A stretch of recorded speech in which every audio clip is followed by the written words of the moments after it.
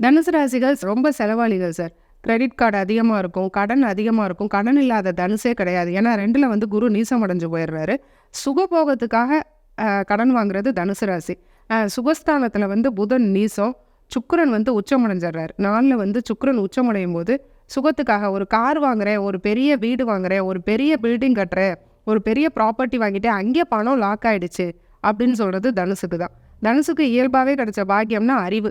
அதாவது பிறக்கும்போதே புத்திசாலிகள், பிறக்கும்போதே வந்து அறிவாளிகள். ஐன்ஸ்டீன் பிறக்கும்போதே மூளை வந்து அவருக்கு ஒரு 20, 30 கிராம் கூட இருந்ததுன்னு சொல்றாங்கல்ல. அது மாதிரி பிறக்கும்போதே உயரிய ஞானம், நல்ல தெளிந்த நன்னறிவு, அதுதான் வந்து தனுசுக்கு கிடைச்ச பாக்கியம். துர்பாக்கியம் அப்படின்னா செலவு பண்ண தெரியாது. இதே அடுத்தவங்க காசை கொடுத்தீங்கன்னா கரெக்டாக கணக்கெழுதி செலவு பண்ணி ப்ராப்பராக பண்ணிடுவாங்க. தனுசு ராசிக்காரவங்கள வேலைக்கு வச்சுக்கிட்டோம்னா ஒரு பைசா கூட கையில் இருந்து எடுக்க மாட்டாங்க. ரொம்ப நேர்மையாக இருப்பாங்க. இந்தாங்க ₹1 நான் அந்த செலவு பண்ணேன்னு எழுதி கொண்டு வந்து கொடுத்துருவாங்க. தன் பணத்தை தனக்கு செலவு பண்ண தெரியாது. எதுலையாவது போட்டு லாக் பண்ணிடுவாங்க. பெரிய ப்ராப்பர்ட்டியில் போட்டு லாக் பண்ணுறது, அது போல் லாக் பண்ணிடுவாங்க.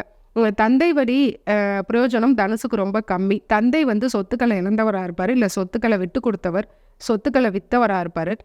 தாய்க்கு கண்டிப்பாக சர்ஜரி இருக்கும். தனுசு ராசியில் பிறந்தவங்களுக்கு ஒரு 70% அம்மா வந்து இல்னஸாக இருப்பாங்க, அவங்களுக்கு சர்ஜரி இருக்கும்.